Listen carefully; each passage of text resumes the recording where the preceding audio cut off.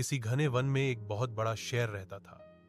वह रोज शिकार पर निकलता और एक ही नहीं, दो नहीं, कई कई जानवरों का काम तमाम देता।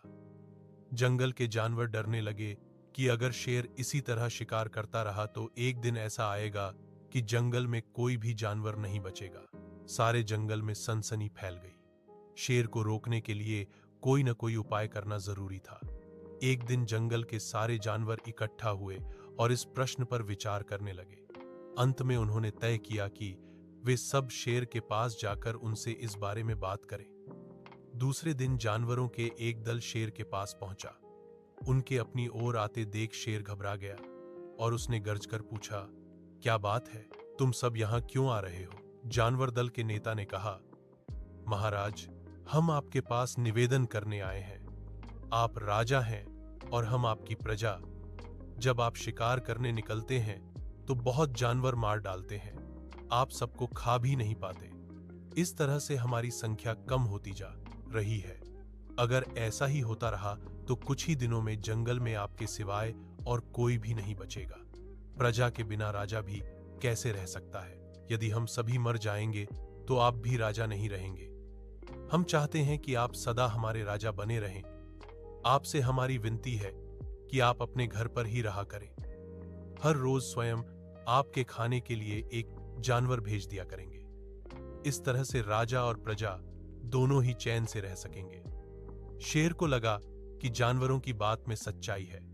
उसने पल भर सोचा, फिर बोला, अच्छी बात है, मैं तुम्हारे सुझाव को मान लेता हूं, लेकिन याद रखना, अगर किसी भी दिन तुमने मेरे खाने के लिए पूरा भोजन नहीं भेजा तो मैं जितने जानवर चाहूंगा मार डालूंगा।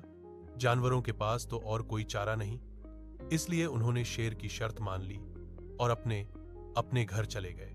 उस दिन से हर रोज शेर के खाने के लिए एक जानवर भेजा जाने लगा। इसके लिए जंगल में रहने वाले सब जानवरों में से एक एक जानवर बारी बारी से चुना जाता था। कुछ दिन बाद खरगोशों की बारी भी आ गई। शेर के भोजन के लिए एक नन्हे से खरगोश को चुना गया। वह खरगोश जितना छोटा था उतना ही चतुर भी था। उसने सोचा, बेकार में शेर के हाथों मरना मूर्खता है। अपनी जान बचाने का कोई न कोई उपाय अवश्य करना चाहिए और हो सके तो कोई ऐसी तरकीब ढूंढनी चाहिए जिससे सभी को इस मुसीबत से सदा के लिए छुटकारा मिल जाए। आखिर उसने एक तरकीब सोच ही निकाली। खरगोश धीरे धीरे आराम से शेर के घर की ओर चल पड़ा। जब वह शेर के पास पहुंचा तो बहुत देर हो चुकी थी। भूख के मारे शेर का बुरा हाल हो रहा था। जब उसने सिर्फ एक छोटे से खरगोश को अपनी ओर आते देखा तो गुस्से से बौखला उठा और गर्ज कर बोला, किसने तुम्हें भेजा है? एक तो पिद्दी जैसे हो, दूसरे इतनी देर से आ रहे हो। जिन बेवकूफों ने तुम्हें भेजा है मैं उन सबको ठीक करूंगा। एक एक का काम तमाम न किया तो मेरा नाम भी शेर नहीं। नन्हे खरगोश ने आदर से जमीन तक झुककर, महाराज, अगर आप कृपा करके मेरी बात सुन लें तो मुझे या और जानवरों को दोष नहीं देंगे। वे तो जानते थे कि एक छोटा सा खरगोश आपके भोजन के लिए पूरा नहीं पड़ेगा, इसलिए उन्होंने 6 खरगोश भेजे थे। लेकिन रास्ते में हमें एक और शेर मिल गया। उसने 5 खरगोशों को मारकर खा लिया। यह सुनते ही शेर दहाड़कर बोला, क्या कहा? दूसरा शेर, कौन है वह? तुमने उसे कहां देखा? महाराज, वह तो बहुत ही बड़ा शेर है, खरगोश ने कहा। वह जमीन के अंदर बनी एक बड़ी गुफा में से निकला था। वह तो मुझे ही मारने जा रहा था, पर मैंने उससे कहा, सरकार, आपको पता नहीं कि आपने क्या अंधेर कर दिया है। हम सब अपने महाराज के भोजन के लिए जा रहे थे, लेकिन आपने उनका सारा खाना खा लिया है। हमारे महाराज ऐसी बातें सहन नहीं करेंगे। वे जरूर ही यहां आकर आपको मार डालेंगे। इस पर उसने पूछा, कौन है तुम्हारा राजा? मैंने जवाब दिया, हमारा राजा जंगल का सबसे बड़ा शेर है, महाराज। मेरे ऐसा कहते ही वह गुस्से से लाल पीला होकर बोला, बेवकूफ, इस जंगल का राजा सिर्फ मैं हूं। यहां सब जानवर मेरी प्रजा हैं। मैं उनके साथ जैसा चाहूं वैसा कर सकता हूं। जिस मूर्ख को तुम अपना राजा कहते हो उस चोर को मेरे सामने हाजिर करो। मैं उसे बताऊंगा कि असली राजा कौन है। महाराज, इतना कहकर उस शेर ने आपको लिवाने के लिए मुझे यहां भेज दिया।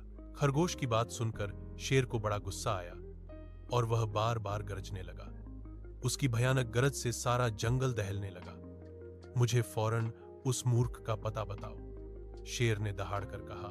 जब तक मैं उसे जान से न मार दूंगा मुझे चैन नहीं मिलेगा। बहुत अच्छा महाराज, खरगोश ने कहा। मौत ही उस दुष्ट की सजा है। अगर मैं और बड़ा और मजबूत होता तो मैं खुद ही उसके टुकड़े टुकड़े कर देता। चलो, रास्ता दिखाओ, शेर ने कहा। फौरन बताओ किधर चलना है। इधर आइए महाराज, इधर। खरगोश रास्ता दिखाते हुआ शेर को एक कुएं के पास ले गया और बोला, महाराज, वह दुष्ट शेर जमीन के नीचे किले में रहता है। जरा सावधान रहिएगा। किले में छुपा दुश्मन खतरनाक होता है। मैं उससे निपट लूंगा, शेर ने कहा। तुम ये बताओ कि वह है कहां? पहले जब मैंने उसे देखा था तब तो वह यहीं बाहर खड़ा था। लगता है आपको आता देखकर वह किले में घुस गया। आइए मैं आपको दिखाता हूं। खरगोश ने कुएं के नजदीक आकर शेर से अंदर झांकने के लिए कहा। शेर ने कुएं के अंदर झांका तो उसे कुएं के पानी में अपनी परछाई दिखाई दी। परछाई को देखकर शेर जोर से दहाड़ा। कुएं के अंदर से आती हुई अपने ही दहाड़ने की गूंज सुनकर उसने समझा कि दूसरा शेर भी दहाड़ रहा है।